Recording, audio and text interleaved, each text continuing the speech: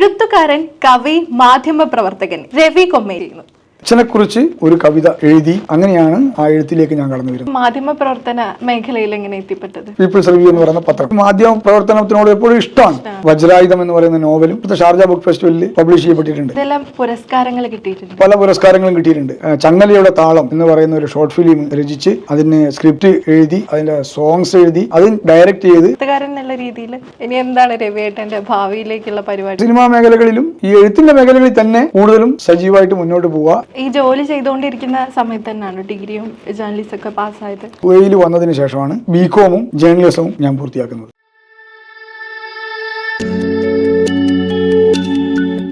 എഴുത്തുകാരൻ, കവി, മാധ്യമപ്രവർത്തകൻ എന്നീ നിലകളിൽ പ്രവാസികൾക്കിടയിൽ പ്രശസ്തൻ രവി കൊമ്മേരി സ്വാഗതം ചെയ്യുന്നു. Thank you. എങ്ങനെയാണ് ഇവിടെ യുഎഇയിൽ എത്തിയത്? 2002-2003 കാലഘട്ടങ്ങളിൽ ഞാൻ തിരുവനന്തപുരത്ത് കൈത്തറി മേഖലയായിട്ട് ബന്ധപ്പെട്ടിട്ടുള്ള ഒരു ജോലിയിൽ ഏർപ്പെട്ടിരിക്കുന്ന സമയത്ത് ഇവിടെ ദുബായ് ഗവൺമെൻറ്, അന്ന് ദുബായ് ഗവൺമെൻറ് എന്ന് പറയുന്നത് ഇവിടുത്തെ പബ്ലിക് ട്രാൻസ്പോർട്ട് ഡിപ്പാർട്ട്മെൻറ്റ് നടത്തിക്കൊണ്ടിരിക്കുന്നത് ദുബായ് മുനിസിപ്പാലിറ്റി ആയിരുന്നു.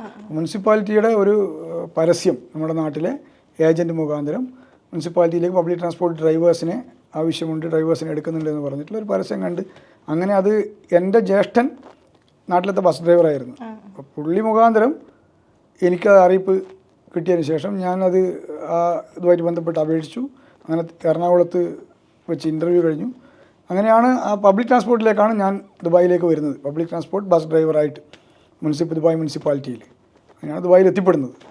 ഇങ്ങനെ ഒരു പ്രവാസി ആകണമെന്ന് വിചാരിച്ചിട്ടുണ്ടായിരുന്നോ മുന്നേ തന്നെ? പ്രവാസി ആകണമെന്ന് വിചാരിച്ചിട്ടുണ്ടോ എന്ന് ചോദിച്ചാൽ അന്നത്തെ നമ്മുടെ ജീവിത സാഹചര്യത്തിൽ പ്രവാസ മേഖലയിൽ എത്തിപ്പെടുക എന്നുള്ളത്, അതായത് വിദേശത്ത് എത്തിപ്പെടുക എന്നുള്ളത് ഒരിക്കലും നമുക്ക് ചിന്തിക്കാൻ പോലും പറ്റാത്തൊരു സാഹചര്യമായിരുന്നു. അതായിരുന്നു അന്നത്തെ ജീവിത സാഹചര്യം. പിന്നെ എത്തിപ്പെടണമെന്ന് ആഗ്രഹിക്കാത്ത ആരും ഉണ്ടാവില്ല, അല്ലേ? പ്രവാസ മേഖലയിൽ എത്തിപ്പെടണം എന്നുള്ള ഒരാഗ്രഹം എല്ലാവരും മനസ്സിലുണ്ടാകും. പക്ഷെ അതെങ്ങനെയെന്നുള്ളതിനെക്കുറിച്ച് യാതൊരു തരത്തിലുള്ള ഒരു ബോധം ഉണ്ടായിരുന്നില്ല. അതെ, സാഹചര്യങ്ങളാണ് ആ സമയത്ത്, ആ രീതിയിലായിരുന്നു സാഹചര്യങ്ങൾ, ജീവിത ചുറ്റുപാടുകൾ. അതിന് എങ്ങനെയൊക്കെയോ ദൈവം സഹായിച്ച് ആ ഒരു അതിൻ്റെ സത്യാവസ്ഥ, അത് നമ്മുടെ ഗൾഫിലേക്ക് ആ സമയങ്ങളിൽ പോകുന്ന പല ആൾക്കാരും പറ്റിക്കപ്പെടുകയും, അതിപ്പോൾ ഇന്നും നടന്നുകൊണ്ടിരിക്കുന്നുണ്ട്, പറ്റിക്കപ്പെടുകയും അത് നമ്മുടെ നാട്ടിലുള്ള പല കുടുംബങ്ങളെയും തകർത്തെറിയുന്ന ഒരവസ്ഥയും ഉണ്ടായിരുന്ന സമയത്താണ് ഇങ്ങനൊരു ഓഫർ വരികയും അത് എത്ര കണ്ട് വിശ്വസനീയമാണ് എന്നുള്ള ഒരു ചിന്ത നമ്മളെ വീട്ടുകാർക്കും, കാരണം ഒന്നുമില്ലാത്തടത്തുനിന്ന് വരികയാണ്. അന്ന് അതിന് നമ്മൾ എന്താ പറയുക, അതിൻ്റെ ബാക്ക്ഗ്രൗണ്ടിൽ വരുന്ന സാമ്പത്തിക ചെലവുകളൊക്കെ വലിയ ഒരു ബാധ്യതയായിരുന്നു. അതിനെ ഓവർകം ചെയ്യുക എങ്ങനെയെന്നുള്ളതിനെക്കുറിച്ചുള്ള ഒരു പഠനം ശരിക്കും നടത്തിയിട്ട് ഇവിടുത്തെ ഈ ഒരു ഇൻഫർമേഷൻ, അതായത് ഇവിടുത്തെ ഒരു ഈ ജോലി ഓഫർ സത്യസന്ധമാണെന്ന് ഉറപ്പ് വരുത്തുകയും ചെയ്തിട്ട് ശേഷമാണ് ഒരു സാഹസത്തിന് മുതിർന്നത്. അതായത് ഇവിടെ എത്തിപ്പെടുന്നത് ഒരു വലിയൊരു സാഹസത്തിലൂടെയാണ്. ആ സാഹസം അങ്ങനെയാണ് ഇവിടെ എത്തിപ്പെടുന്നത്. ഇവിടെ എത്തിയിട്ട് അപ്പോൾ നാട്ടിലെ ലൈസൻസ് മാത്രമേ ഉള്ളൂ. ഇവിടെ എത്തിയതിൻ്റെ ശേഷം ഡ്രൈവിംഗ് ലൈസൻസ് ഒക്കെ എടുത്ത് ജീവിതം അങ്ങനെ തുടരായിരുന്നു അല്ലേ? അതെ, ഇവിടെ നാട്ടിലത്തെ എല്ലാതരം ലൈസൻസും, അതായത് എല്ലാതരം എന്ന് പറഞ്ഞാൽ സ്കൂട്ടർ മുതൽ ഹെവി ലൈസൻസ് വരെ ഉണ്ടായിരുന്നു. അതായത് നമ്മുടെ ജീവിതത്തിൻ്റെ ഭാഗമായിട്ടുള്ള യാത്രയിൽ അതൊക്കെ അറിയാതെ വന്ന് ഭവിച്ചു എന്ന് പറഞ്ഞ പോലെ എടുത്തിട്ടുണ്ട്. അപ്പോൾ ആ ഒരു നാട്ടിലത്തെ ലൈസൻസ് കൊണ്ട് ഇവിടെ വരുമ്പോൾ ഇവിടെ അതിന് എത്രത്തോളം സാധ്യതയുണ്ട് എന്നുള്ളതും കൂടെ നമ്മൾ ആദ്യം ജോലി ഓഫർ കിട്ടുമ്പോൾ നമ്മൾ ആലോചിക്കണം. അപ്പോൾ ഇവിടുത്തെ ഗവൺമെൻറ് എന്തോ വലിയ ദൈവകാരുണ്യം എന്ന് പറയാം, ഇവിടെ നമ്മളവർ കൊണ്ടുവന്നു. നമുക്ക് ഇവിടെ 3 മാസത്തെ ട്രെയിനിങ്, അപ്പോൾ അതോടൊപ്പം തന്നെ ലൈസൻസ്, അത് സാധാരണ ഇപ്പം എടുക്കുന്ന ലൈസൻസ് പോലെയല്ല, ശരിക്കും 3 ലൈസൻസ് നമുക്ക് അന്ന് അവർ പ്രൊവൈഡ് ചെയ്തിട്ടുണ്ട് ഒറ്റ ടെസ്റ്റിന്. ഇപ്പം ഓരോന്നിനും ടെസ്റ്റ് കൊടുക്കണമല്ലോ. അന്ന് ലൈറ്റ്, കാറ്, വാന്, ബസ്, ഈ 3 രീതിയിലുള്ള ലൈസൻസ് ഒരൊറ്റ ടെസ്റ്റിൽ അവർ ട്രെയിനിങ് തന്നു. അതിനുശേഷം ലൈസൻസും തന്നു. അതിനുശേഷമാണ് നമ്മുടെ ജോലിയിലേക്ക് പ്രവേശിക്കുന്നത്. ആ ജോലിയിലേക്ക് പ്രവേശിക്കുന്നത് തന്നെ നമ്മളെ മറ്റുള്ള നാട്ടിലൊക്കെ, ഞാൻ വേറെ രാജ്യങ്ങളിലൊന്നും പോയിട്ടില്ല, പക്ഷെ നമ്മുടെ നാട്ടിലത്തെ ഡ്രൈവിംഗ് സിറ്റുവേഷൻ കണ്ട് ശീലിച്ച ഒരാളെന്ന രീതിയിൽ ഇവിടെ വന്നപ്പോൾ തികച്ചും വ്യത്യസ്തമാണ്. കാരണം ഡ്രൈവിംഗ് എന്ന് പറയുന്ന ഒരു കൺസെപ്റ്റ് അത് വളരെ വലിയതാണ് എന്ന് ബോധ്യപ്പെടുത്തി അതിന് ഒരുപാട് ട്രെയിനിങ്, ഒരുപാട് കനേഡിയൻ ട്രെയിനിങ് ഒക്കെ തന്നിട്ടാണ് നമ്മളൊരു പ്രൊഫഷണൽ ഡ്രൈവറാക്കിയിട്ട് മാറ്റുന്നത്. അങ്ങനെയാണ് ആ ജോലിയിലേക്ക് നമ്മൾ എത്തിപ്പെടുന്നത്. ഇപ്പോൾ കൈത്തറിയിൽ തുടങ്ങി, അതുപോലെ നാട്ടിലെ ഓട്ടോ ഡ്രൈവറായിട്ടൊക്കെ വർക്ക് ചെയ്തിട്ടുണ്ട്. ഇപ്പോൾ ഒരു എഴുത്തുകാരനായിട്ട് മാറി. ഇതൊന്നും ഇല്ലാത്തൊരു രവിയേട്ടൻ ചെറുപ്പകാലത്ത് എങ്ങനെയായിരുന്നു, ഏതാ പഠിച്ചത്, കാര്യങ്ങളൊക്കെ? ചെറുപ്പകാലത്ത് എന്ന് പറഞ്ഞാൽ നാട്ടുംപുറത്തെ ഒരു മനോഹാരിത ജനിച്ചു വളർന്ന ഒരാളാണ്. അതായത് ചെറുപ്പം വളരെയധികം നിയന്ത്രണങ്ങളിലൂടെ ജീവിച്ചു വളർന്ന ഒരു കുട്ടി. വീട്ടിൽ ഒരുപാട് റെസ്ട്രിക്ഷൻസ് ഉണ്ടായിരുന്നു. കാരണം ഒന്നാമത് അന്നത്തെ ദാരിദ്ര്യത്തിൻ്റെ ഒരു വഴിവക്കിലൂടെ സഞ്ചരിക്കുകയായിരുന്നു.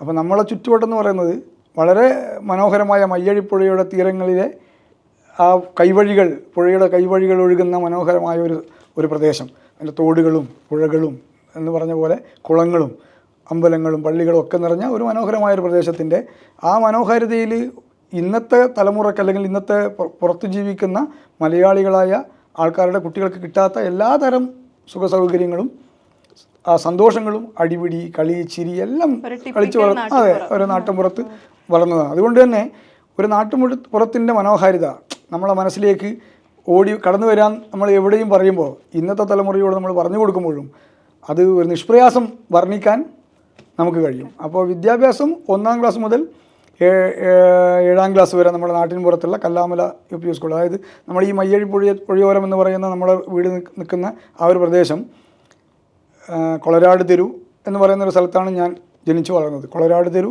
കല്ലാമല, കുറിച്ചിക്കര, കുഞ്ഞിപ്പള്ളി, മാഹി ആ ഏരിയയിലിരുന്ന ഒരു നാടൻ ഗ്രാമീണത. ആ ഒരു പ്രദേശത്ത് 1ാം ക്ലാസ് മുതൽ നമ്മൾ അവിടെ പഠിച്ചു. അതിനുശേഷം മടപ്പള്ളി ഗവൺമെൻറ് ഹൈസ്കൂളിൽ 8ാം ക്ലാസ് മുതൽ 10ാം ക്ലാസ് വരെ പഠിച്ചു. പിന്നീട് അങ്ങോട്ട് കുട്ടിക്കാലത്തിൻ്റെ എല്ലാ നിയന്ത്രണങ്ങളും വിട്ടുപോകുന്നത് ശരിക്ക് SSLC കഴിഞ്ഞ് ശേഷമാണ്. അതങ്ങനെ വരാൻ കാരണം നമ്മുടെ ജീവിതം മാറി മറിയുന്നത് 10ാം ക്ലാസ്സിന് ശേഷമാണ്.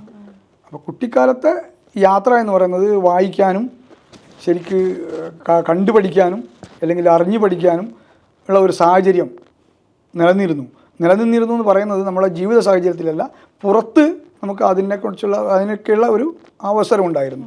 ഇപ്പം വായനശാല, തൊട്ടടുത്തൊരു വായനശാലയുണ്ട് ചെറുപ്പം. പക്ഷേ ഈ ഒരു റെസ്ട്രിക്ഷൻസ്, അതായത് ഇതിനൊക്കെ പോകാനുള്ള ഒരവസരം നമുക്ക് കിട്ടുന്നത് ഈ പഠിപ്പിൻ്റെ ഭാഗമായിട്ട് നമ്മളെ നാട്ടിലുള്ള വായനശാലയും ക്ലബ്ബുകളും അതിലൂടെയുള്ള പ്രവർത്തനങ്ങളുമായിരുന്നു. അല്ലാതെ വേറെ മറ്റുള്ള തരത്തിലുള്ള ഒരു വികസന പ്രവർത്തനങ്ങളൊന്നും നമുക്ക് അന്ന് ഭാഗമാക്കാൻ കുട്ടിക്കാലത്ത് കഴിഞ്ഞില്ല. പക്ഷേ കുട്ടികൾ കളിക്കേണ്ട എല്ലാതരം കളിയിലൂടെയും ചിരികളിലൂടെയും ഒരു യാത്ര, അത് തന്നെയായിരുന്നു നമ്മുടെ അനുഭവം.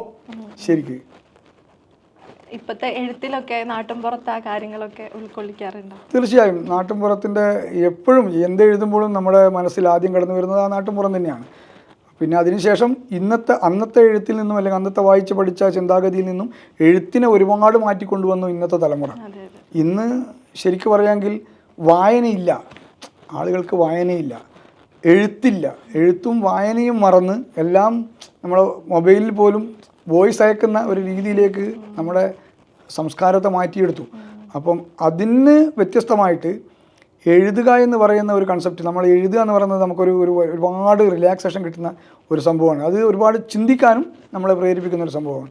അപ്പോൾ ഏത് തരത്തിലും എഴുത്തിലേക്ക് കടന്നു വരണം എന്നുള്ള ഒരു ചിന്ത നമ്മുടെ മനസ്സിൽ അന്ന് മുതലേ, ചെറുപ്പം മുതലേ ഉണ്ടായിരുന്നു. എഴുതണം. പക്ഷേ എഴുതാൻ നമുക്ക് അന്ന് കഴിയില്ല.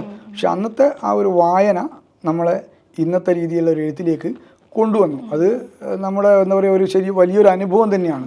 നമ്മളെ കാഴ്ചപ്പാടുകളെ വർണ്ണിച്ചുകൊണ്ടും നമ്മുടെ ജീവിത രീതിയെ വർണ്ണിച്ചുകൊണ്ടും നമ്മളെ രക്ഷിതാക്കളെ കുറിച്ച് വർണ്ണിച്ചുകൊണ്ടും നമുക്ക് ആ രീതിയിലേക്കാണ് എഴുത്തിലേക്ക് നമ്മൾ മാറി വന്നത്. എപ്പോഴെങ്കിലും അങ്ങനെ ഒരു അനുഭവം എഴുതിയ, ജീവിതത്തിലുണ്ടാകുന്ന അനുഭവങ്ങൾ കണ്ടതും കേട്ടതൊക്കെ എഴുതുന്ന, ജീവിതത്തിലുണ്ടാകുന്ന അനുഭവങ്ങൾ എഴുതിയാന്ന് വെച്ചാൽ ഞാൻ 8ാം ക്ലാസ് മുതൽ, ഞാൻ പഠിക്കുന്ന 8ാം ക്ലാസ് മുതൽ എഴുതി തുടങ്ങിയിരുന്നു. കാരണം അന്നത്തെ എഴുത്തിൻ്റെ ഭാഗമായിട്ട് എനിക്ക് ഈ പാട്ടിനോട് നമുക്ക് ഭയങ്കര കമ്പമാണ്. പക്ഷെ പാട്ട് പാടാൻ ഞാൻ പഠിച്ചിട്ടില്ല, അറിയേയില്ല, നമ്മുടെ ശബ്ദം അതിനെ അനുവദിക്കുന്നില്ല. പക്ഷെ പാട്ടിനെ എപ്പോഴും പാട്ട് കേട്ടുകൊണ്ടിരിക്കുന്ന പഴയ കാലത്തിൽ നമ്മളെ റേഡിയോ ഉണ്ടല്ലോ നമ്മുടെ നാട്ടിലുള്ള, ആ ഒരു റേഡിയോ കിട്ടാൻ വേണ്ടി കരഞ്ഞ് നിലവിളിച്ച് വീട്ടിൽ നിന്ന് അവസാനം അത് എങ്ങനെയൊക്കെയോ വാങ്ങിക്കിട്ടി.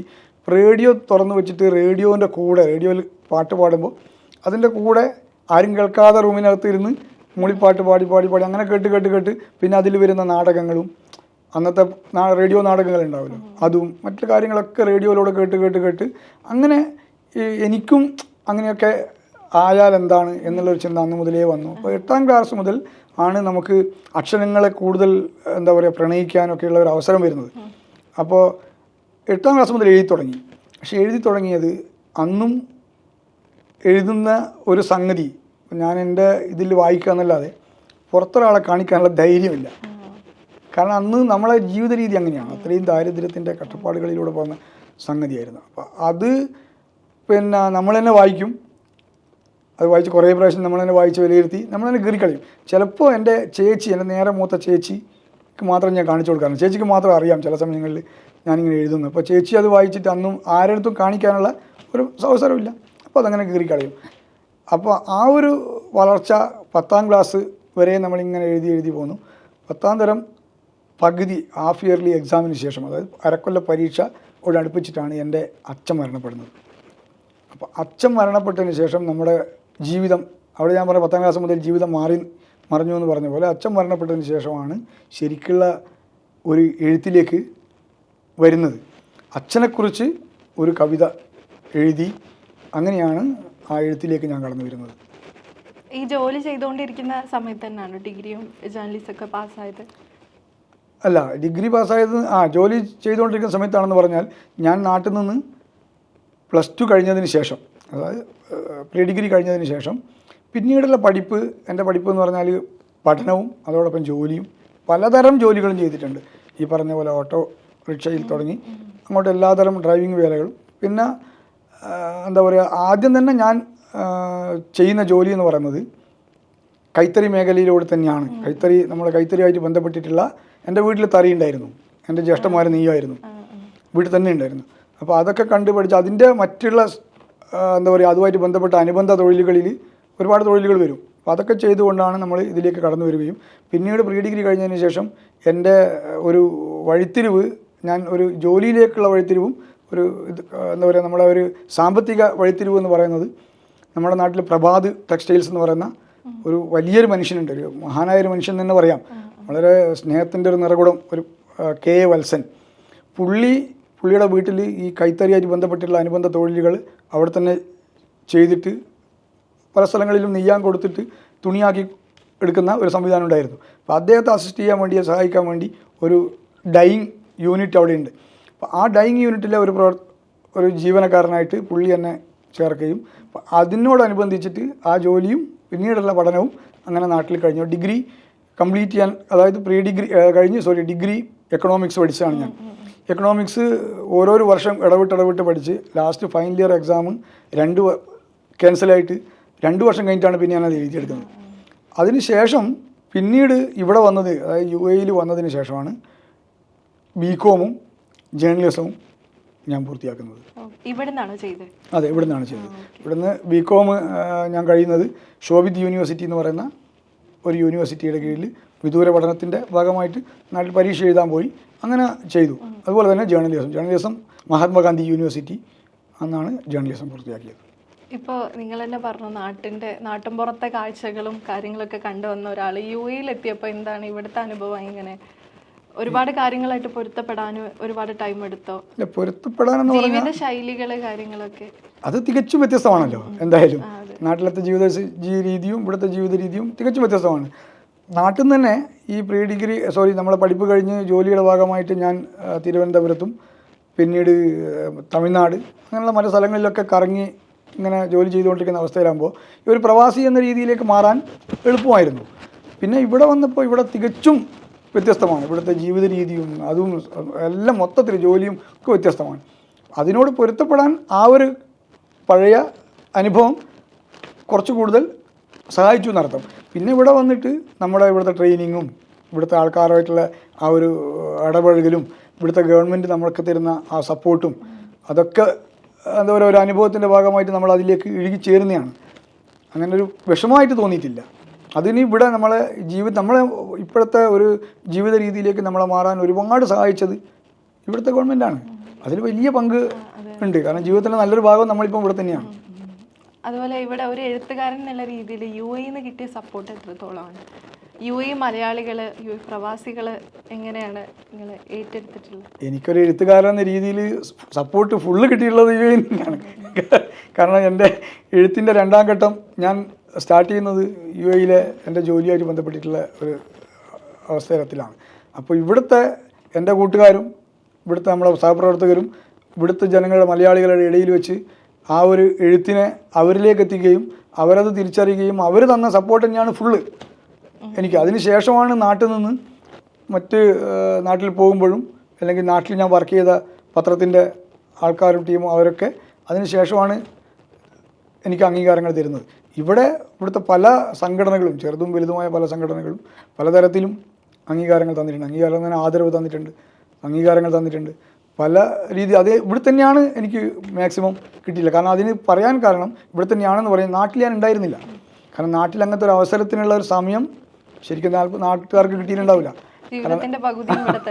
അതെ, ഈ ഇതിൻ്റെ എഴുത്തിൻ്റെ രണ്ടാം ഭാഗത്തിലേക്ക് പോകുമ്പോൾ ഇവിടുന്ന് തന്നെയാണത് മുഴുവനായിട്ടുള്ളത്. ഇനിയിപ്പോൾ നാട്ടിൽ പോകുമ്പോഴാണ് നാട്ടിലെ ആൾക്കാരുടെ സാഹചര്യം അറിയാൻ പറ്റത്തുള്ളൂ. അതുപോലെ ആദ്യമായിട്ട് എഴുതി തുടങ്ങിയത് നമ്മൾ പറയില്ല എഴുത്തിൻ്റെ തുടക്കം അങ്ങനെ ആയിരുന്നു എന്നൊക്കെ പറയാൻ, അതൊന്നും നമ്മളെടുത്ത് പറയും. അല്ല, ആദ്യമായിട്ട് എഴുത്തിൻ്റെ രീതി എന്ന് പറഞ്ഞാൽ ഞാൻ പറഞ്ഞല്ലോ, ചെറുപ്പത്തിൽ 8ാം ക്ലാസ് മുതൽ നമുക്ക് വായനയും, അതായത് ലൈബ്രറിയിൽ നിന്നുള്ള ബുക്ക് വായിക്കുക, നമ്മുടെ പാഠങ്ങൾ പഠിക്കുക, പിന്നീട് എന്താ പറയുക നമ്മൾ കാണുന്ന സാഹചര്യങ്ങളെ മനസ്സിലാക്കുക. അപ്പോൾ അതിന് ഏറ്റവും കൂടുതൽ സഹായിച്ചത് നമ്മളെ നാട്ടിൽ എൻ്റെ പ്രദേശത്ത് ഒരേ ഒരു ക്ലബ്ബുണ്ട്, ഏഞ്ചൽ കൊളരാട് എന്ന് പറയുന്ന ഒരു ക്ലബ്ബ്. നമ്മുടെ ചെറുപ്പവും അതായത് നമ്മുടെ സീനിയേഴ്സും എല്ലാവരും ആ ഒരു ക്ലബിനെ ഡിപ്പെൻഡ് ചെയ്തിട്ടാണ് കലാപരമായിട്ടും കായികപരമായിട്ടും വികസിക്കുന്നത്, അത് നമ്മൾ മുന്നോട്ട് പോകുന്നത്. ആ ഒരു ക്ലബ്ബ് മാത്രം ആണ് അവിടെ ഉണ്ടായിരുന്നത്. അതുകൊണ്ട് തന്നെ എല്ലാ തരത്തിലുള്ള കലാപരമായ കഴിവുകളും ആ ക്ലബ്ബിലൂടെയാണ് നമ്മൾ മുന്നോട്ട് കൊണ്ടുപോകാറ്. അത് നമ്മുടെ അഴിയൂർ പഞ്ചായത്തിലെ അല്ലെങ്കിൽ വടകര ബ്ലോക്കിലെ 1ാം നമ്പർ ക്ലബ്ബാണ് ഏഞ്ചൽ കൊളരാട്. അതിൽ എല്ലാ തരത്തിലുള്ള ആൾക്കാരെയും കലാപരമായിട്ട് നമ്മൾ പങ്കെടുപ്പിക്കുകയും ഞാനതിൻ്റെ സെക്രട്ടറിയും പ്രസിഡൻറ്റൊക്കെ ആയിട്ടായിരുന്ന ആളായിരുന്നു. അപ്പോൾ അതിലൂടെയാണ് നമ്മൾ ആ ഗ്രാമത്തിലുള്ളതും അതായത് തൊട്ടപ്പുറത്തെ പ്രദേശത്തുള്ള കുട്ടികളടക്കം നമ്മൾ ഇതിലേക്ക് കൊണ്ടുവരികയും അവരെ കഴിവും കലാപരമായിട്ടും കായികപരമായിട്ടുള്ള കഴിവുകൾ പ്രോത്സാഹിപ്പിക്കുകയും, അപ്പോൾ അത് കണ്ടിട്ട് ആണ് നമ്മളെ ഇതിൻ്റെ അകത്തേക്കുള്ള കടന്നുവരവ്. കാരണം എപ്പോഴും മറ്റ് മത്സരങ്ങൾ, പാട്ട് മത്സരങ്ങളോ ഒപ്പനയോ ഇതൊക്കെ നടക്കുന്ന സമയത്തും പ്രസംഗ മത്സരം കേൾക്കാനാണ് നമുക്ക് താല്പര്യം. അപ്പോൾ ആ ഒരു മത്സരത്തിലേക്ക് നമ്മൾ പക്ഷെ പങ്കെടുക്കാൻ നമ്മുടെ മാനസികാവസ്ഥ അനുവദിക്കുന്നില്ല അന്നത്തെ സാഹചര്യത്തിൽ. അപ്പോൾ അത് ജനങ്ങൾ എന്ത് പറയും, കാരണം കഞ്ഞി കുടിക്കാൻ വകയില്ലാത്തവൻ പ്രസംഗത്തിന് പോകുന്ന കവിത എഴുതുന്നെന്ന് പറയുമ്പോൾ ഒരവസ്ഥയുണ്ടല്ലോ. അപ്പോൾ ആ ഒരു സാഹചര്യം ആണ് നമ്മളെ എഴുത്തിലേക്ക് കൊണ്ടെത്തിക്കുന്നത്. അതുപോലെ ഈ മാധ്യമപ്രവർത്തന മേഖലയിൽ എങ്ങനെ എത്തിപ്പെട്ടത്? മാധ്യമപ്രവർത്തന മേഖല എന്ന് പറയുന്നത് ഞാൻ എഴുതി ഇങ്ങനെ കവിതകളും കഥകളും എല്ലാതരം എഴുത്തുകളും എനിക്ക് വഴങ്ങാറുണ്ട്. അത് നാടകമായിക്കോട്ടെ, സ്ക്രിപ്റ്റ് ആയിക്കോട്ടെ, ഈ കവിത ആയിക്കോട്ടെ, എന്തായിക്കോട്ടെ, എല്ലാതരം എഴുത്തുകളും വഴങ്ങാറുണ്ട്. അപ്പോൾ അങ്ങനെ എഴുതി വരുന്ന സമയത്ത് ഞാൻ എൻ്റെ എഴുത്തിനെ പ്രസിദ്ധീകരിക്കാൻ, അതൊരു കവിത പ്രസിദ്ധീകരിച്ച് കാണുക എന്നുള്ളത് ഏതൊരു എഴുത്തുകാരൻ്റെയും ആദ്യത്തെ ആഗ്രഹമായിരുന്നല്ലോ. അങ്ങനെ കവിതകൾ പ്രസിദ്ധീകരിക്കാൻ വേണ്ടി ഇങ്ങനെ അന്വേഷിച്ച് നടന്നപ്പോൾ കോഴിക്കോടുള്ള ഒരു മാഗസിൻ അവിടെ എത്തിപ്പെടുകയും അവരത് പ്രസിദ്ധീകരിക്കാമെന്ന് പറഞ്ഞ് അങ്ങനെ കവിതകൾ പ്രസിദ്ധീകരിക്കുകയും, അത് അങ്ങനെ പ്രസിദ്ധീകരിക്കാൻ കാരണം ഞാൻ എൻ്റെ കവിതകളൊക്കെ എഴുതി വെച്ച കവിതകളൊക്കെ കൂട്ടി ആദ്യത്തെ ഒരു കവിതാ സമാഹാരം പ്രസിദ്ധീകരിച്ചു. അത് എൻ്റെ നാട്ടിൽ വെച്ചിട്ടാണ് പ്രസിദ്ധീകരിച്ചത്. അതിനുശേഷം ആ കവിതകളെ കൂടാതെ മറ്റ് കവിതകളും പ്രസിദ്ധീകരിക്കണം എന്നുള്ളൊരു തോന്നൽ വന്നതിൻ്റെ അടിസ്ഥാനത്തിൽ നമ്മൾ പല ആളുകളെയും സമീപിച്ചു. മാതൃഭൂമിയിലടക്കം ഞാൻ പോയിട്ടുണ്ട് പല രീതിയിലും. അപ്പോൾ നമ്മൾ കോഴിക്കോടുള്ളൊരു പീപ്പിൾസ് റിവ്യൂ, പ്രവാസി റിവ്യൂ എന്ന് പറയുന്ന മാഗസിൻ്റെ അതിൻ്റെ അകത്ത് എൻ്റെ കവിതകൾ പ്രസിദ്ധീകരിക്കാൻ വാങ്ങിച്ചു. അവർ പിന്നെ നിരന്തരം കവിതകളും കഥകളും അതിൽ പ്രസിദ്ധീകരിച്ചു തുടങ്ങി. അപ്പോൾ അങ്ങനെ ഇരിക്കുന്ന അവസരത്തിലാണ് എനിക്ക് അവിടുന്ന് ഒരു ഓഫർ വരുന്നത്. അവർ പത്രം നടത്തുന്നുണ്ട്, പീപ്പിൾസ് റിവ്യൂ എന്ന് പറയുന്ന പത്രം. അപ്പോൾ ആ പത്രത്തിൻ്റെ യുഎയിലെ കാര്യങ്ങൾ റിപ്പോർട്ട് ചെയ്യാൻ, എൻ്റെ എഴുത്തിൻ്റെ ആ ഒരു ഇത് കണ്ടിട്ടായിരിക്കണം റിപ്പോർട്ട് ചെയ്യാമോ എന്ന് അതിൻ്റെ ചീഫ് എഡിറ്റർ എന്നോട് ചോദിച്ചു. ഞാൻ 2 കൈ നീട്ടി സ്വീകരിച്ചു. കാരണം അതൊരു ചാലഞ്ചാണല്ലോ. കാരണം മാധ്യമ പ്രവർത്തനം നമ്മളെപ്പോഴും പഴയ കാലത്തെ ക്ലബിൻ്റെ പ്രവർത്തനത്തിലായാലും രാഷ്ട്രീയ ചുറ്റുപാടുകളിലുള്ള പ്രവർത്തനത്തിലായാലും നമുക്ക് ഈ മാധ്യമ പ്രവർത്തനത്തിനോട് എപ്പോഴും ഇഷ്ടമാണ്. അപ്പോൾ അതുകൊണ്ട് തന്നെ എഴുത്തിൻ്റെ മേഖലയിൽ വരുന്ന ഒരാൾക്ക് അത് കൂടുതൽ ഇഷ്ടപ്പെടും. അപ്പോൾ അങ്ങനെ ആ ഒരു ഓഫർ വന്നു, സ്വീകരിച്ചു. അതിന് അവർക്ക് ഇവിടെയുള്ള യുഎയിലുള്ള കാര്യങ്ങളൊക്കെ നമ്മൾ റിപ്പോർട്ട് ചെയ്യാൻ തുടങ്ങി. പക്ഷെ ഇവിടെ അതിന് പെർമിഷൻ ഇല്ല. ശരിക്കും പറഞ്ഞാൽ നമുക്ക് ഔദ്യോഗികമല്ലാത്ത കാര്യങ്ങൾ ചെയ്യാനുള്ള നിയന്ത്രണങ്ങളുണ്ട്. അപ്പോൾ അതിൻ്റെ ചട്ടക്കൂടിൽ ഇരുന്നു കൊണ്ട് അത് ചെയ്ത് ശീലിച്ചു. അങ്ങനെയാണ് അവർക്ക് വേണ്ടിയാണ് ആദ്യമായിട്ട് മാധ്യമപ്രവർത്തനം സ്റ്റാർട്ട് ചെയ്യുന്നത്. അതുപോലെ ഒരു എഴുത്തുകാരൻ എന്നുള്ള രീതിയിൽ ഇപ്പോൾ കൂടുതലും അതിന് കിട്ടുന്ന ചാൻസ് ആണ് ഇവിടെ ഷാർജ ഗവൺമെന്റിന്റെ കീഴിലുള്ള ഷാർജ ബുക്ക് ഫെസ്റ്റിവൽ. എന്താ അതിനെ കുറിച്ച്? ഷാർജ ബുക്ക് ഫെസ്റ്റിവലിൽ എനിക്ക് തോന്നുന്നു ഞാൻ എഴുതി തുടങ്ങിയ കാലം മുതൽ ഇവിടെ വന്നിട്ട് എഴുത്തിലേക്ക് വന്ന കാലം മുതൽ ബുക്ക് ഫെസ്റ്റിവൽ സ്ഥിരമായിട്ട് പങ്കെടുക്കുന്ന ഒരാളാണ് ഞാൻ. അത് ഈ ഒരു മാധ്യമ പ്രവർത്തകൻ എന്ന രീതിയിൽ ഇപ്പോൾ അവസാനം ഈ കഴിഞ്ഞ വർഷം വരെ മാധ്യമ പ്രവർത്തകൻ എന്ന രീതിയിൽ അംഗീകാരത്തോടു കൂടെ തന്നെ അവിടെ വർക്ക് ചെയ്തിട്ടുണ്ട്. നമ്മൾ ആദ്യത്തെ കാലഘട്ടങ്ങളിലുള്ള ഷാർജ ബുക്ക് ഫെസ്റ്റിവലിൽ നിന്ന് വ്യത്യസ്തമായിട്ട് ഇപ്പം ഒരുപാട് മാറ്റങ്ങൾ വന്നു. ഇപ്പം എഴുത്തുകാരുടെ തള്ളാണ്. ഓരോ വർഷവും നമ്മൾ അവിടെ മലയാള പുസ്തകങ്ങൾ പബ്ലിഷ് ചെയ്യുന്ന പുസ്തക പ്രസാധകരുടെ എണ്ണം വെച്ച് നോക്കുമ്പോൾ, അല്ലെങ്കിൽ പുസ്തക പ്രകാശനം ചെയ്യുന്ന ആൾക്കാരുടെ രീതി വെച്ച് നോക്കുമ്പോൾ എന്താ പറയുക, അത് ഭയങ്കര വർധനയാണ്, വളരെയധികം വർധനമാണ്. ഒരുപാട് രാജ്യങ്ങളിലുള്ള അതെ, ഒരുപാട് പല പല ആൾക്കാരെ പുസ്തകങ്ങൾ കാണാനും അവരെ പറ്റി അറിയാനും അവരെ പഠിക്കാനും അത് വായിക്കാനും അതിന് പുറത്ത് നമ്മുടെ നാട്ടിൽ തന്നെ നമ്മുടെ ചുറ്റുവട്ടങ്ങളിൽ തന്നെ പുതിയ പുതിയ എഴുത്തുകാരായിട്ടുള്ള കുട്ടികളടക്കം, അതെ കുട്ടികളടക്കം അതിലേക്ക് കടന്നു വരികയും അതിനെ വളർത്തിയെടുക്കുകയും ചെയ്യുന്നത് കാണുമ്പോൾ ഒരു വല്ലാത്ത ഒരു ഇതാണ്, ആങ്സൈറ്റിയാണ്. കാരണം നമ്മുടെ നാട്ടിൽ ഈ ഒരു സാഹചര്യം ഇല്ലല്ലോ, അല്ലെങ്കിൽ അതിനെ എത്രത്തോളം ഇവിടുത്തെ ഗവൺമെൻറ് പ്രോത്സാഹിപ്പിക്കുന്നുണ്ട് എന്നത് കൂടെ വിലയിരുത്തുമ്പോൾ ഒരു വലിയൊരു ഇതാണ് നമുക്ക് തോന്നുന്നത്. ഈ പുസ്തകോത്സവത്തിൽ എന്താ പറയുക, എൻ്റെ പുസ്തകം ഇവിടുത്തെ പുസ്തകോത്സവത്തിൽ പബ്ലിഷ് ചെയ്തിട്ടുണ്ട്. എൻ്റെ ആദ്യത്തെ കവിതാ സമാഹാരവും രണ്ടാമത്തെ വജ്രായുധം എന്ന് പറയുന്ന നോവലും ഇവിടുത്തെ ഷാർജ ബുക്ക് ഫെസ്റ്റിവലിൽ പബ്ലിഷ് ചെയ്യപ്പെട്ടിട്ടുണ്ട്. അത് നാട്ടിൽ നിന്ന് പബ്ലിഷ് ചെയ്തതിന് ശേഷം ഇവിടെ ചെയ്തിട്ടുണ്ട്. അപ്പോൾ അതിൻ്റെ അകത്ത് ഒരു പബ്ലിഷർ അല്ലെങ്കിൽ ഒരു ബുക്ക് എഴുതുന്ന ഒരു ഓതർ എന്ന രീതിയിൽ കടന്നു ചെല്ലുകയും അതോടൊപ്പം തന്നെ അവിടുത്തെ ഒരു റിപ്പോർട്ടറായിട്ട് മാധ്യമപ്രവർത്തകനായിട്ട് കാര്യങ്ങൾ വിലയിരുത്തുകയും ചെയ്യാൻ ഉള്ള ഒരു അവസരം, അത് എൻ്റെ ജീവിതത്തിലെ ഏറ്റവും വലിയൊരു അവസരമാണ്. അതിന് എന്താ പറയുക, നമുക്ക് അവരുടെ ഭാഗത്തുനിന്ന് ഷാർജ ബുക്ക് ഫെസ്റ്റിവലിൻ്റെ അതോറിറ്റിയുടെ ഭാഗത്തു നിന്നുള്ള സർട്ടിഫിക്കറ്റും വാങ്ങാൻ വരെ കഴിഞ്ഞിട്ടുണ്ട്. അപ്പോൾ അതിൻ്റെ ഒരു കാഴ്ചപ്പാടെന്ന് പറയുന്നത് എഴുത്തിനെ ആൾക്കാർ കൂടുതൽ ഇഷ്ടപ്പെട്ട് വരികയും അതിലേക്ക് ആൾക്കാർ കൂടുതൽ വായനയിലേക്ക് എത്തിപ്പെടുകയും ചെയ്യാൻ വേണ്ടി, എത്തിപ്പെടുന്നു എന്ന് ഇപ്പോഴും പറയാൻ പറ്റില്ല, പക്ഷെ എത്തിപ്പെടാൻ വേണ്ടി ഇവിടുത്തെ ഗവൺമെൻറ് കാണിക്കുന്ന, അല്ലെങ്കിൽ ഷാർജ ഗവൺമെൻറ് കാണിക്കുന്ന ആ ഒരു വലിയ എഫേർട്ടിന് എന്താ പറയുക, ഷാർജ ഷെയ്ഖിനെ അതിന് എത്ര അഭിനന്ദിച്ചാലും മതിയാവില്ല. അത് ഒരിക്കലും മറക്കാൻ പറ്റത്തില്ല. നമ്മൾ എഴുത്തുകാരെന്ന രീതിയിൽ, എഴുത്തിൻ്റെ രീതിയിലും അല്ലെങ്കിൽ മാധ്യമപ്രവർത്തകൻ എന്ന രീതിയിലും നമുക്കത് ഒരിക്കലും വിട്ടുകളയാൻ പറ്റാത്ത ഒരു സംഭവമാണ്. അതുപോലെ എന്തെല്ലാം പുരസ്കാരങ്ങൾ കിട്ടിയിട്ടുണ്ട്?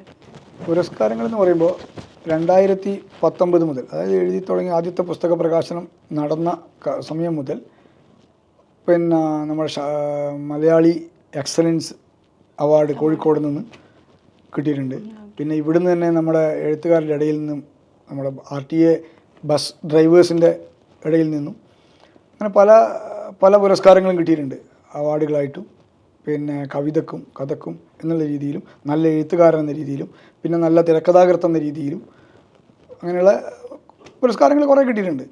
അത് പിന്നെ എന്താ പറയുക, നമ്മുടെ എഴുത്തിനെ കൂടുതൽ ഇഷ്ടപ്പെട്ട് നമ്മളിലേക്ക് എത്തിപ്പെടുന്ന ജനങ്ങളിൽ നിന്ന് നമുക്ക് കിട്ടുന്ന തിരിച്ചറിവിന് പുറമേ നമ്മുടെ ഉള്ളിലെ എഴുത്തുകാരനെ എങ്ങനെ മുന്നോട്ട് കൊണ്ടുപോകാൻ ഒരവസരം അവരൊരുക്കി തരുന്നു എന്നുള്ള ഒരു വിശ്വാസത്തിലാണ് ഞാൻ ഓരോ ആളുകളുടെ അടുത്തും ഇത്തരത്തിലുള്ള പുരസ്കാരങ്ങൾ വാങ്ങുമ്പോൾ എത്താറുള്ളതും അവരെക്കുറിച്ച് മനസ്സിലാക്കാറുള്ളതും. അതുപോലെ ഏതൊക്കെ സംഘടനകളിൽ പ്രവർത്തിക്കുന്നുണ്ട്? സംഘടനകളിൽ ഇവിടെ ഇപ്പോൾ പിന്നെ ഞാൻ വന്ന കാലം മുതൽ പ്രവർത്തിക്കുന്ന ഒരു സീക്ക എന്ന് പറയുന്ന, കേരളത്തിൽ അങ്ങോളം ഇങ്ങോളം അതൊരു സാമുദായിക സംഘടനയാണെങ്കിൽ കൂടെ ആ ഒരു സംഘടനയിലെ എക്സിക്യൂട്ടീവ് മെമ്പറായിട്ടും അതിൻ്റെ കലാവിഭാഗത്തിലെ മെയിൻ ആളായിട്ടും 2005 മുതൽ ഈ കാലഘട്ടം വരെ ഇപ്പോൾ വരെ ഞാൻ ആ സംഘടനയിൽ പ്രവർത്തിക്കുന്നുണ്ട്. അതിന് പുറത്ത് മറ്റ് പല സംഘടനകൾ, ഇപ്പോൾ ഒരു ശ്രീരാഗ് ഫ്രെയിംസ് എന്ന് പറയുന്ന UAE അറിയപ്പെടുന്ന ഒരു കൂട്ടായ്മയാണ് ശ്രീരാഗ് ഫ്രെയിംസ്. അതിനകത്ത് എക്സിക്യൂട്ടീവ് മെമ്പറായിട്ടും അതിൻ്റെ മീഡിയ ടീമിലും PRO ആയിട്ടും ഞാൻ വർക്ക് ചെയ്യുന്നുണ്ട്. പിന്നെ മറ്റ് ചെറിയ ഒത്തിരി കലാസംഘടനകളിൽ ചെറിയ അതായത് മെയിൻ സ്ഥാനങ്ങൾ വഹിക്കാറില്ല അവരാവശ്യപ്പെട്ടിരുന്നാലും. കാരണം സമയം, നമ്മുടെ ജോലിയും ഈ എഴുത്തും ഇതൊക്കെ കൂടിയാകുമ്പം അവർക്ക് വേണ്ട സഹായങ്ങളൊക്കെ ചെയ്തു കൊടുത്തുകൊണ്ട് അവരോടൊപ്പം പല സംഘടനകളിലും നിന്ന് പ്രവർത്തിച്ചു പോകുന്നുണ്ട്. അതുപോലെ 3-4 ഷോർട്ട് ഫിലിമിൽ കഥ എഴുതിയിട്ടുണ്ടല്ലേ.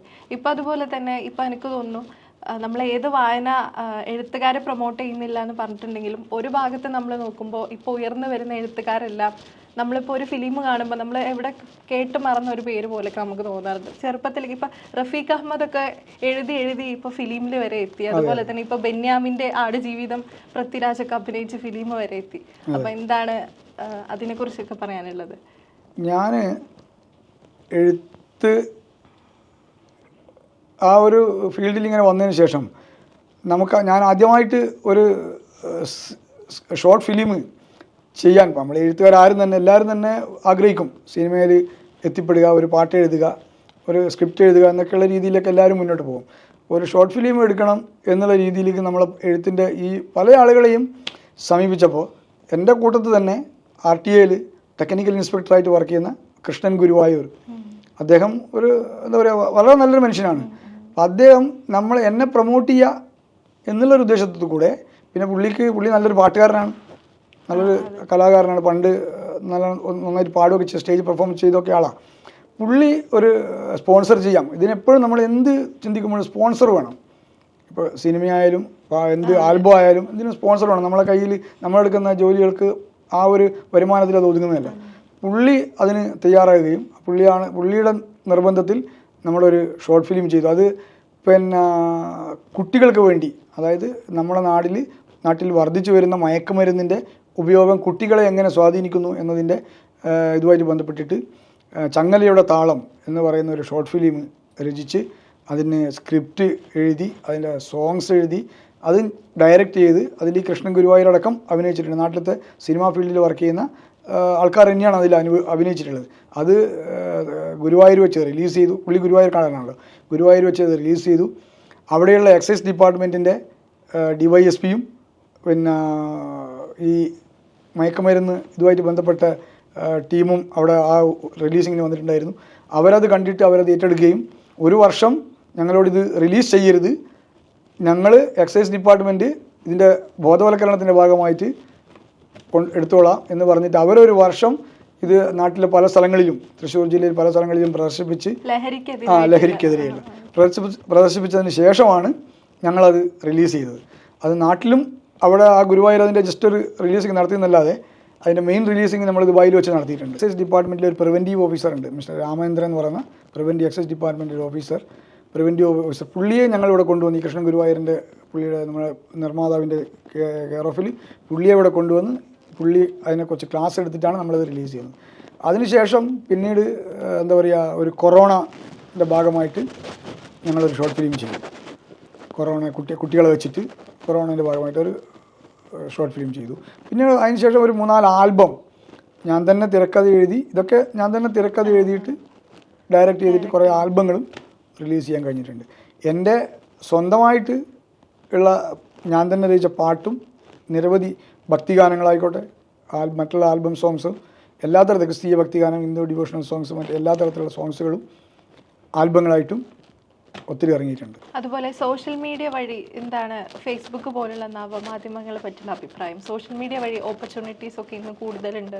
ഇപ്പോൾ ഒരു ഫിലിമിക്ക് വരികയാണെങ്കിൽ തന്നെ ചെറുകിട ആളുകളൊക്കെ നമുക്ക് പെട്ടെന്ന് ഐഡൻറ്റിഫൈ ചെയ്യാൻ പറ്റുന്നത് ഇപ്പോൾ ജോർജ് പോലുള്ള വലിയ സംവിധായകരൊക്കെ തിരഞ്ഞെടുക്കുന്നത് പോലും ഇൻസ്റ്റഗ്രാമിലെ റീൽസ് അതൊക്കെ നോക്കിയിട്ടാണ്. കഴിവുകൾ ഉണ്ടെന്ന് പ്രദർശിപ്പിക്കാൻ പറ്റുന്ന ഒരു മേഖലയാണ് സോഷ്യൽ മീഡിയ. ഒരുപാട് മെറിറ്റും ഉണ്ട്, എന്നാൽ ഡീമെറിറ്റും ഉണ്ട്. ഈ ഫേസ്ബുക്ക് പോലുള്ള നവമാധ്യമങ്ങളെ പറ്റിയുള്ള അഭിപ്രായം എന്താണ്? ഇപ്പം സോഷ്യൽ മീഡിയയുടെ കാലഘട്ടമാണല്ലോ. അപ്പോൾ അതിന് കുറ്റം പറയുന്നതോടൊപ്പം തന്നെ നല്ല വശങ്ങളും നല്ല വശങ്ങൾ പറയുന്നതോടൊപ്പം തന്നെ കുറ്റങ്ങളും പറയാനുണ്ട്. ഈ സോഷ്യൽ മീഡിയ എന്ന് പറയുന്ന ഫേസ്ബുക്ക്, ഇൻസ്റ്റാഗ്രാം, വാട്സപ്പ് അങ്ങനെയുള്ള പലതരത്തിലുള്ള മാധ്യമങ്ങളും പ്രൊമോഷൻ ചെയ്യാൻ വേണ്ടി ആൾക്കാർ യൂസ് ചെയ്യുന്ന ഒരു പ്ലാറ്റ്ഫോമാണ്.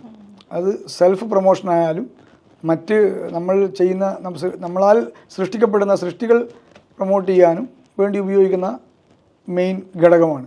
അതിനകത്ത് പലതരത്തിലുള്ള സംഗതികളുണ്ട്. നമുക്ക് പഠിക്കാനുള്ളതുകൊണ്ട് നമ്മളെ നശിപ്പിക്കാനുള്ളതുണ്ട്. അപ്പോൾ ഈ സോഷ്യൽ മീഡിയയിൽ സോഷ്യൽ മീഡിയയുടെ ഒരു തരംഗത്തിലൂടെയാണ് നമുക്ക് നമ്മുടെ ചുറ്റുവട്ടങ്ങളിലെ അല്ലെങ്കിൽ നമ്മുടെ രാജ്യത്തുള്ള അല്ലെങ്കിൽ നമ്മുടെ ലോകത്തുള്ള പല ആൾക്കാരെയും എളുപ്പത്തിൽ അറിയാനും അവരെ മനസ്സിലാക്കാനും അവരുടെ സൃഷ്ടികൾ എന്താണ്, അവരുടെ കഴിവുകൾ എന്താണെന്നുള്ളത് തിരിച്ചറിയാനും നമുക്ക് കഴിയുന്നത്. പണ്ട് TV കാണുന്ന ആ ഒരു ശീലമുള്ള ആൾക്കാർക്ക് മാത്രമേ അവരെ മനസ്സിലാവത്തുള്ളൂ.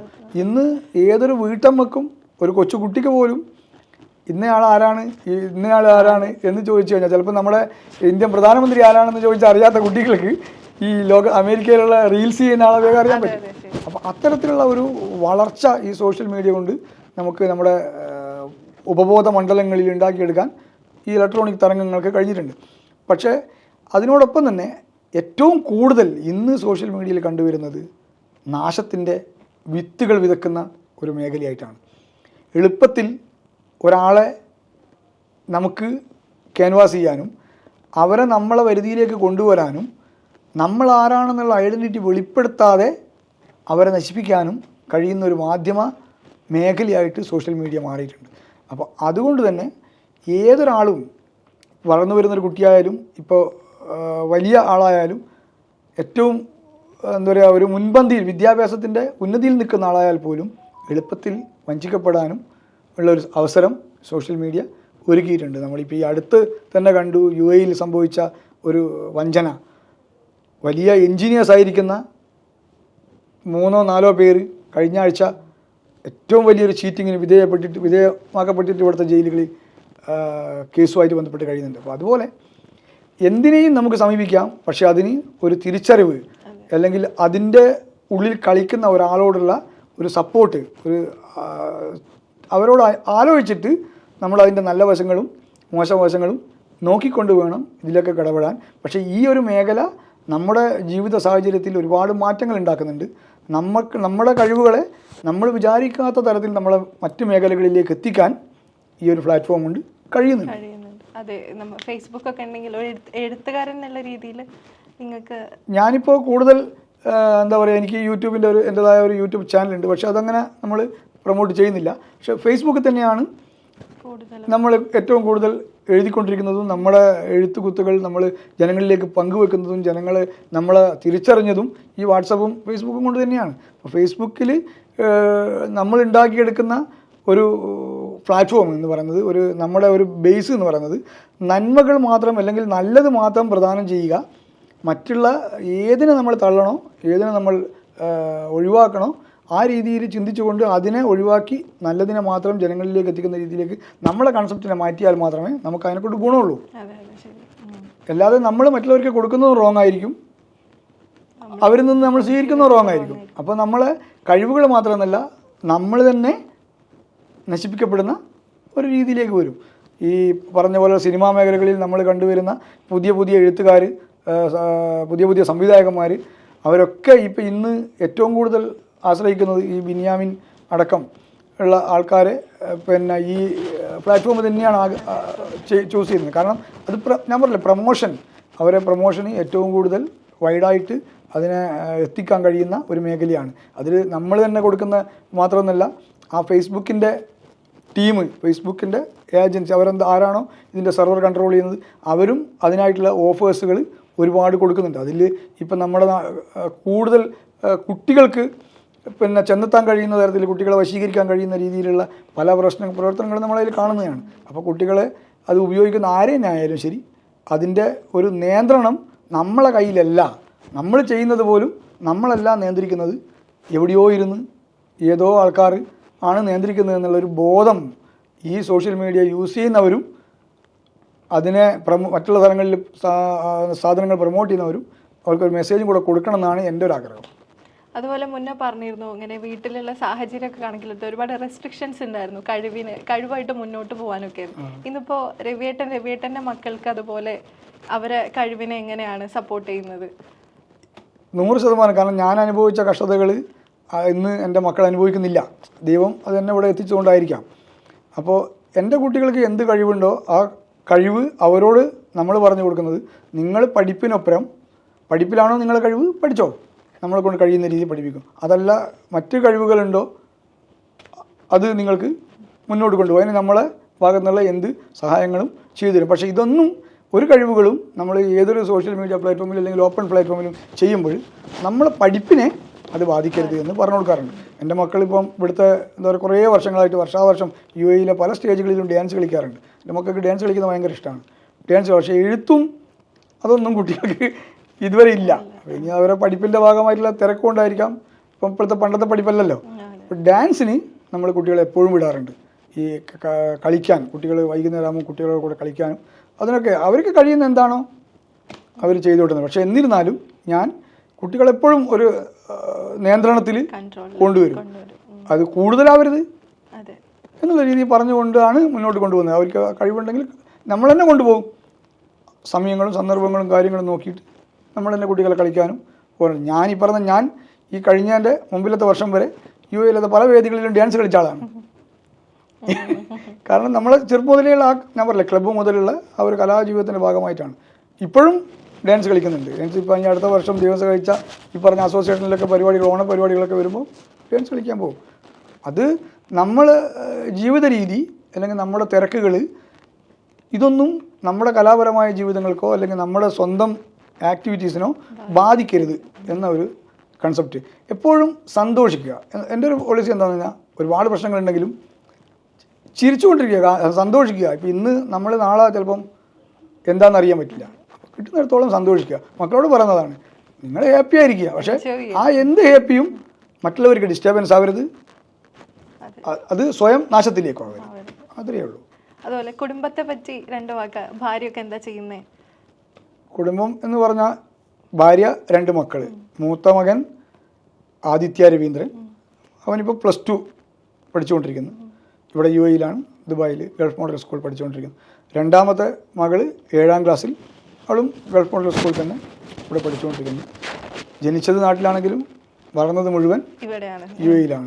അപ്പോൾ ഭാര്യ ഇപ്പോൾ ഒരു പ്രൈവറ്റ് കമ്പനിയിൽ അക്കൗണ്ടൻ്റായിട്ട് വർക്ക് ചെയ്യുന്നു. അത് എൻ്റെ കല്യാണം കഴിഞ്ഞത് മുതൽ ഇങ്ങോട്ട് എൻ്റെ കൂടെ തന്നെ ഉണ്ട് ഭാര്യ. അപ്പോൾ 10-15 വർഷത്തിന് മേലെയായിട്ട് ഞങ്ങൾ കുടുംബം. ഞാനിപ്പം 20 വർഷം കഴിഞ്ഞു UAE. അപ്പോൾ കല്യാണം കഴിഞ്ഞതിന് ശേഷം അന്നും മുതൽ ഇന്ന് വരെ കുടുംബം എന്നോടൊപ്പം UAE നിൽക്കുന്നുണ്ട്. ആ കുടുംബം എന്നോടൊപ്പം നിൽക്കാൻ കാരണം എൻ്റെ ഭാര്യയുടെ ഒരു സപ്പോർട്ടും കൂടിയാണ്. കാരണം എൻ്റെതായ ഒരു സാലറി വെച്ചുകൊണ്ട് നമുക്കിവിടെ കുടുംബത്തെ നിർത്താൻ കഴിയില്ല. അപ്പോൾ അവൾ പഠിച്ച ഒരു MA വരെ PG വരെ പഠിച്ച ഒരു കുട്ടിയാണ്. അപ്പോൾ ആ ഒരു പഠിപ്പിൻ്റെ മേഖലയിൽ ചെറിയൊരു വരുമാനം നമുക്കൊരു സപ്പോർട്ടായിട്ട് കിട്ടുന്നതുകൊണ്ട് ഞങ്ങളുടെ കുടുംബം സന്തോഷമായിട്ട് കഴിഞ്ഞു പോകുന്നു. ഇനി എന്താണ് രവിയേട്ടൻ്റെ ഭാവിയിലേക്കുള്ള പരിപാടിയൊക്കെ എന്താണ്? ഭാവിയിലേക്കുള്ള പരിപാടി എന്ന് പറഞ്ഞു കഴിഞ്ഞാൽ ഇനി എത്ര വർഷം എന്ന് പറയാൻ ആദ്യം പറ്റില്ല. അത് ഒന്ന് മെയിൻ. പിന്നെ ആ ഒരു കാലയളവിൽ എങ്ങനെയെങ്കിലും എല്ലാവരുടെയും സ്വപ്നം പോലെ ഒരു സിനിമയിൽ ഒരു പാട്ട് എഴുതുക, അല്ലെങ്കിൽ ഒരു സ്ക്രിപ്റ്റ് എഴുതുക, അങ്ങനെ ഒരു സിനിമാ മേഖലകളിലും ഈ എഴുത്തിൻ്റെ മേഖലകളിൽ തന്നെ കൂടുതലും സജീവമായിട്ട് മുന്നോട്ട് പോവുക എന്നുള്ളതാണ്. കാരണം അത് എനിക്ക് ഒരുപാട് റിലാക്സേഷൻ തരുന്നുണ്ട്. എൻ്റെ ആ ഒരു സന്തോഷത്തിനുള്ള വക നൽകുന്നുണ്ട്. ഇപ്പം എന്താ പറയുക, ഒരു വാട്സപ്പ് കൂട്ടായ്മ ഇവിടുത്തെ പല സംഘടനകളിലും ഞാൻ അംഗമാണെന്ന് പറഞ്ഞില്ലേ. പക്ഷെ നമ്മൾ നാട്ടിലത്തെ പല സ്ഥലങ്ങളിലുള്ള കലാകാരന്മാരെ ഉൾപ്പെടുത്തിക്കൊണ്ട് ഒരു വാട്സപ്പ് കൂട്ടായ്മ ഞങ്ങൾ ക്രിയേറ്റ് ചെയ്തിട്ടുണ്ട്, കലാകാരന്മാരെ മാത്രം. ആ കൂട്ടായ്മ എന്ന് പറയുന്നത് മറ്റുള്ള പല വാട്സപ്പ് കൂട്ടായ്മകളിൽ നിന്നും കലാപരമായിട്ട് ഇന്ന് നമ്മൾ കാണുന്ന പല കൂട്ടായ്മകളിൽ നിന്നും വ്യത്യസ്തത ഉണ്ട് എന്ന് 100% എനിക്ക് പറയാൻ പറ്റും. കാരണം ഇടുക്കിയിലുള്ള ഒരു കുറച്ച് ആൾക്കാരാണ് കൂടുതൽ അതിനകത്തുള്ളത്. ഇടുക്കിയിലുള്ള കുറേ വീട്ടമ്മമാരാണ്. ഒരിക്കലും അവരുടെ കഴിവുകളെ ഒരു പബ്ലിക് സ്റ്റേജിൽ ഒരു കലാപരമായ ഒരു വേദിയിൽ പ്രദർശിപ്പിക്കാൻ അവസരം കിട്ടാതെ സ്വന്തം കഴിവ് ഉള്ളിൽ ഒതുക്കേണ്ടി വന്ന, എൻ്റെ ചെറുപ്പകാലത്തെ പോലെ ഉള്ളിൽ ഒതുക്കേണ്ടി വന്ന, അതായത് ഒരു അടഞ്ഞ അധ്യായം പോലെയായി കണ്ട കുറേ വീട്ടമ്മമാരെയും മറ്റ് നമ്മളെ പോലത്തെ ചെറുപ്പക്കാരെയും ഒന്നിച്ചൊരു വേദിയിലേക്ക് കൊണ്ടുവന്നിട്ട് ഒരു വാട്സപ്പ് കൂട്ടായ്മ ഞങ്ങൾ സ്റ്റാർട്ട് ചെയ്തിട്ടുണ്ട്. അതിനകത്തെന്ന് വെച്ചാൽ ഈ പറഞ്ഞ പോലെ ഫോർവേഡ് മെസ്സേജുകളോ മറ്റുള്ള മെസ്സേജുകളോ ഒന്നുമല്ല. അല്ലെങ്കിൽ സിനിമാ പാട്ടുകൾ, പാട്ട് പാടുന്നവർക്ക് സിനിമാ പാട്ടുകൾ എന്നെ പാടുക എന്നുള്ളതും അതിലില്ല. അവരുടേതായ ഒരു കഴിവ് എന്താണോ അവർക്കുള്ളത് അത് പ്രകടിപ്പിക്കുക, അതിനെ ജനങ്ങളിലേക്ക് എത്തിക്കുക. അതാണ് ഞങ്ങളെ ആവശ്യം. ആ ഒരു സ്വരഗംഗ എന്ന് പറയുന്ന ഒരു വാട്സപ്പ് കൂട്ടായ്മയാണ്. അത് ഇന്ന് വളരെ നല്ല രീതിയിൽ പോകുന്നുണ്ട്. എൻ്റെ സൃഷ്ടികൾ തന്നെ എന്നെപ്പോലെ എഴുതുന്ന കുറച്ച് പേരുണ്ട്, ചിത്രം വരയ്ക്കുന്നവരുണ്ട്, പാടുന്നവരുണ്ട്, നാടകം അഭിനയിക്കുന്നവരുണ്ട്, അല്ലെങ്കിൽ ഡബ് ചെയ്യുന്നവരുണ്ട്, ഒക്കെ ഉണ്ട്. അവരുടെ കഴിവുകളെ, സ്വയം കഴിവുകളെ മറ്റുള്ളവർ, ഇപ്പം യേശുദാസിൻ്റെ പാട്ട്, MG ശ്രീകുമാറിൻ്റെ പാട്ട്, മറ്റ് സിനിമാ പാട്ടുകൾ നമുക്ക് യൂട്യൂബിൽ അടിച്ചാൽ കിട്ടും. നമ്മൾ വേറൊരാൾ പാടിയിട്ട് തന്നെ കേൾക്കണമെന്നില്ലല്ലോ. അപ്പം ഞങ്ങൾ അവരോട് പറയുന്നത്, ഞാൻ ആ ഗ്രൂപ്പിൻ്റെ അഡ്മിനാണ്. പിന്നെ വേറൊരു അഡ്മിൻ എന്ന് പറയുന്നത് ഒരു ഇടുക്കിയിലുള്ള ഒരു പ്രീസ്റ്റ് പുരോഹിതൻ്റെ പള്ളിയിലച്ഛൻ്റെ ഭാര്യയാണ്. അവരാണത് തുടങ്ങാൻ ഉണ്ടായ കാരണം.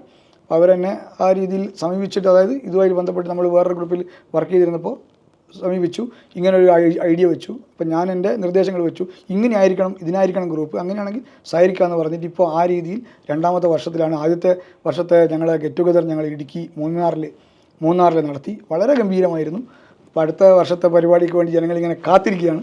അപ്പോൾ അത് എന്ന് പറയുന്നത് അവരുടെ കഴിവുകൾ മാത്രമേ നമ്മൾ കൊണ്ടുവരുന്നുള്ളൂ. ഇപ്പം ഞാനൊരു 4 വരി എഴുതിയിട്ടാൽ, അതിൻ്റെ അകത്ത് എഴുതിയിട്ടാൽ അത് ഉടനെ ഒരു 10 ട്യൂണിൽ നമുക്കത് കേൾക്കാം.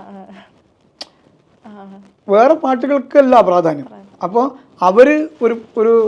അവർക്ക് ആ പാട്ട് എങ്ങനെ ട്യൂൺ ചെയ്യാൻ കഴിയുന്നു എന്നുള്ളൊരു കഴിവും, പിന്നെ നമ്മളെ വരികൾ അവരെങ്ങനെ പാടുന്നു, ആ പാട്ട് നമുക്ക് എങ്ങനെ ജനങ്ങളിലേക്ക് എത്തിക്കാൻ പറ്റും, അങ്ങനെ അവർ പാടി അതിന് നല്ലത് നോക്കി തിരഞ്ഞെടുത്തിട്ട് നമ്മൾ എല്ലാവരുടെയും സോഷ്യൽ മീഡിയകളിലൂടെ അവരെ ഫോട്ടോ ഒക്കെ വെച്ചിട്ട് അവരെ പ്രൊമോട്ട് ചെയ്യും. അപ്പോൾ അങ്ങനെ പ്രൊമോട്ട് ചെയ്യുന്ന അടിസ്ഥാനത്തിൽ ഇന്ന് ഈ പറയുന്ന ഗ്രൂപ്പിലുള്ള മുഴുവൻ കുട്ടികളും, പെൺകുട്ടികളായിക്കോട്ടെ ആൺകുട്ടികളായിക്കോട്ടെ, ഇപ്പം ആൾക്കാരുടെ മുമ്പിൽ അവരെ നാട്ടിൽ തന്നെ അല്ല നിങ്ങൾക്ക് ഇങ്ങനെ കഴിവുണ്ടായിരുന്നോ എന്ന് ചോദിക്കുന്ന ഒരവസ്ഥയിലേക്ക് എത്തിക്കാൻ കഴിഞ്ഞിട്ടുണ്ട്. അതാണ് നമ്മുടെ എയിം. അപ്പോൾ അങ്ങനെയുള്ള കലാപരമായ കഴിവുകളിലൂടെ നമ്മളിങ്ങനെ പോകുന്നു. അത് തന്നെ നമ്മൾ എൻ്റെ കുട്ടികളോടും ഞാൻ പറഞ്ഞു കൊടുക്കുന്നത്. ഇപ്പോൾ പറഞ്ഞു ഫ്യൂച്ചറിൽ ഒരു സിനിമയിലൊക്കെ കഥ എഴുതിയിട്ട് അങ്ങനെ വരാൻ, അങ്ങനെ ഏതെങ്കിലും സിനിമയിൽ കഥ എഴുതി വെച്ചിട്ടുണ്ടോ? സിനിമയിൽ കഥ എഴുതിയിട്ടുണ്ടോ എന്ന് ചോദിച്ചാൽ, ഈ കഴിഞ്ഞ 2 സംഭവം കൂടെ ഞാനൊരു തൃശ്ശൂരുള്ള ഒരു ടീമിന് എന്നെ ഇങ്ങോട്ട് സമീപിച്ചതാണ്. ഒരു തിരക്കഥ വേണമെന്ന് പറഞ്ഞിട്ട് ഒരു ഷോർട്ട് ഫിലിമിൻ്റെയാണ്, അതൊരു 1/2 മണിക്കൂറിൻ്റെ ഒരു ഫിലിം ഞാൻ എഴുതി കൊടുത്തിട്ടുണ്ട്. അപ്പം വേറെ വലിയൊരു സിനിമ എടുക്കാനുള്ള ഒരു കഥ എഴുതി കൊടുത്തിട്ട് ഞാൻ നമ്മുടെ ഇവിടെ വരുന്ന നാട്ടിൽ നാദിർഷക്ക പോലുള്ള സംവിധായകന്മാരായ പല ആൾക്കാരെയും കാണാൻ ശ്രമിക്കുന്നുണ്ട്. അവരോട് കാര്യങ്ങൾ പറഞ്ഞിട്ടുണ്ട് പലരോടും. അപ്പോൾ അവരെ തിരക്കും കാര്യങ്ങളും ഒഴിഞ്ഞതിന് ശേഷം ഒരവസരം വരുമ്പോൾ പറയാമെന്ന് പറഞ്ഞിട്ടുണ്ട്. അതിനും ഒരു സമയം വന്നു കഴിഞ്ഞാൽ ചിലപ്പോൾ നടക്കുമായിരിക്കും, ഇല്ലെങ്കിൽ നമ്മൾ അതേപോലെ തന്നെ അങ്ങ് പോകും. പക്ഷേ അടുത്ത എൻ്റെ പുസ്തക പ്രകാശനം, എൻ്റെ 1-2 പുസ്തകങ്ങൾക്ക് വേണ്ടിയുള്ള എഴുത്തും കാര്യങ്ങളൊക്കെ റെഡി ആയിട്ടുണ്ട്. അതിൻ്റെ ഒരു കാര്യങ്ങൾ കൂടെ ചെയ്യാൻ വേണ്ടിയിട്ട് ശ്രമിച്ചുകൊണ്ടിരിക്കുന്നുണ്ട്. അതുപോലെ ഇപ്പോൾ ഏത് മാധ്യമത്തിലാണ് പ്രവർത്തിക്കുന്നത്? ഇപ്പം ഞാൻ വർക്ക് ചെയ്യുന്നത് അമേരിക്കയിൽ നിന്ന് പ്രസിദ്ധീകരിക്കുന്ന മലയാളി മനസ്സ് എന്ന് പറയുന്ന ഒരു സമ്പൂർണ്ണ ഓൺലൈൻ മാധ്യമം. അതായത് പഴയ മലയാള മനോരമ പത്രത്തിൻ്റെ ആ ഒരു ശാഖയിലുണ്ടായിരുന്ന അവരുടെ ബന്ധുക്കളും ഒക്കെ തന്നെയാണ് ഇപ്പം ഈ മലയാളി മനസ്സ് എന്ന് പറയുന്ന അമേരിക്കൻ പത്രത്തിൻ്റെ പത്രാധിപരും അതിൻ്റെ ബോർഡ് മെമ്പേഴ്സും. അവരെ കൂടെ ഒരു UAE റിപ്പോർട്ടറായിട്ട് ഒഫീഷ്യലായിട്ട് ഞാൻ ഇവിടെ വർക്ക് ചെയ്യുന്നുണ്ട്. എന്തായാലും ഫ്യൂച്ചറിൽ നല്ല അറിയപ്പെടുന്ന ഒരു എഴുത്തുകാരനായി മാറാൻ കഴിയട്ടെ. നമ്മളൊക്കെ ഇനി കാത്തിരിക്കുന്ന ഒരു സിനിമാ കഥാകൃത്ത് എന്ന രീതിയിൽ രവിയേട്ടൻ്റെ പേര് വരട്ടെ. All the best. നമ്മുടെ കൂടെ ചെലവഴിച്ചതിൽ ഒരുപാട് നന്ദി. തീർച്ചയായും ദൈവം അതിനുള്ളൊരു അവസരം തരട്ടെ. എൻ്റെ എഴുത്തിൻ്റെ ഇവിടെയുള്ള യാത്രയിൽ എന്നോടൊപ്പം, അതായത് ഒരുപാട് ദീർഘമായിട്ട് ഇപ്പം ഞങ്ങൾ ഒന്നിച്ച് സഞ്ചരിച്ചുകൊണ്ടിരിക്കുന്ന ഒരാളാണ് മിസ്റ്റർ ജോർജ് അച്ചായൻ. പുള്ളി ACB ചാനൽ ആയിട്ട് ദുബായിൽ വന്ന മുതൽ എൻ്റെ ആൽബം, അതായത് വീഡിയോ ആൽബം, ഞാൻ ഇറക്കിയ പാട്ടിൻ്റെ വീഡിയോ ആൽബം ഷൂട്ട് ചെയ്തിട്ടുണ്ട്, ആ ആൽബം എഡിറ്റ് ചെയ്തിട്ടുണ്ട്. എൻ്റെ 2-3 പാട്ടുകൾ പുള്ളി എഡിറ്റ് ചെയ്തിട്ട് വീഡിയോ ആക്കിയിട്ട് നമ്മൾ യൂട്യൂബിലൊക്കെ കൊടുത്തിട്ടുണ്ട്. അപ്പോൾ ആ ഒരു പുള്ളിയുടെ അനുഭവ സമ്പത്തിൽ നിന്ന് തന്നെ എനിക്ക് ഒരുപാട് കാര്യങ്ങൾ പഠിക്കാനും കഴിഞ്ഞിട്ടുണ്ട് ഈ മാധ്യമരംഗത്ത്. കാരണം ഞാൻ മാധ്യമരംഗത്തേക്ക് കടന്നു വരുമ്പോൾ അച്ചായൻ ACB ചാനലായിട്ട് ഇവിടെ വന്നു. അപ്പോൾ നാട്ടുകാരൻ എന്നുള്ള രീതിയിലുപരി പുള്ളിയുടെ ആ മാധ്യമ പ്രവർത്തനത്തെ അംഗീകരിച്ചുകൊണ്ട് പുള്ളിയുടെ കൂടെ നിന്നിട്ട് ഒരുപാട് കാര്യങ്ങൾ എനിക്ക് പഠിക്കാനും കഴിഞ്ഞിട്ടുണ്ട്. അപ്പോൾ ഈ ഷോർട്ട് ഫിലിം, ഞാൻ ആദ്യമായി ചെയ്ത ഷോർട്ട് ഫിലിമിൻ്റെ ഉദ്ഘാടനത്തിനും ഞങ്ങളുടെ കൂടെ ജോർജ് അച്ചായൻ ഉണ്ടായിരുന്നു, ഗുരുവായൂർ. ഇവിടുത്തെ ഉദ്ഘാടനത്തിനുണ്ടായിരുന്നു. അപ്പോൾ എൻ്റെ ഒരു എന്താ പറയുക റോൾ മോഡൽ എന്ന രീതിയിലേക്ക് നമുക്ക് അദ്ദേഹത്തെ ഇതിലേക്ക് കൊണ്ടുവരാം 100%. ഞാൻ അദ്ദേഹത്തെ ബഹുമാനിക്കുന്നു. ഇന്നും അദ്ദേഹത്തിൻ്റെ ഒരു എന്താ പറയുക ആ ഒരു വിളിക്കായിട്ട് നമ്മൾ എപ്പോഴും കാത്തിരിക്കും. എന്തെങ്കിലും പരിപാടി ഉണ്ടെങ്കിലോ അല്ലെങ്കിൽ വാർത്തകളോ അങ്ങനെയുള്ള സംഗതികളൊക്കെ അദ്ദേഹത്തിനോടൊപ്പം തന്നെ സഞ്ചരിക്കുന്നു. എന്തായാലും നമ്മുടെ ഈ ഗൾഫ് GTVയുടെ ഗൾഫ് ഗസ്റ്റ് എന്ന സെഗ്മെൻറ്റിൽ ഇത്രയും ടൈം നമ്മളൊപ്പം പങ്കെടുക്കാൻ കഴിഞ്ഞതിൽ നിങ്ങളടുത്ത് നന്ദി. തീർച്ചയായും ഞാൻ തിരിച്ചും അതുപോലെ നിങ്ങൾക്ക് ഏവർക്കും, ഇതിൻ്റെ ഗൾഫ് TVയുടെ ഓണർക്കും ഇതിൻ്റെ പ്രോഗ്രാം ഡയറക്ടേഴ്സിനും ഇപ്പം പ്രോഗ്രാം എന്നെ ഇൻ്റർവ്യൂ ചെയ്തുകൊണ്ടിരിക്കുന്ന ഇപ്പം നമ്മൾ സംവദിച്ചുകൊണ്ടിരിക്കുന്ന ഷപ്നയ്ക്കും ഇതിൻ്റെ അണിയറ പ്രവർത്തകർക്ക് എല്ലാവർക്കും എന്നെ ഇവിടെ ക്ഷണിച്ചു വരുത്തിയതിനും ഈ ഒരു പ്ലാറ്റ്ഫോം ജനങ്ങളിലേക്ക് എത്തിക്കുന്നതിനും എന്നെക്കുറിച്ച് ഇത്തരത്തിലുള്ള ഒരു സംരംഭത്തിന് എന്നെ ക്ഷണിച്ച, അതിന് ചിന്തിച്ച, അങ്ങനെ ഒരു ചിന്ത മനസ്സിൽ കൊണ്ടുവന്ന ജോർജ് അച്ചായനും നന്ദി.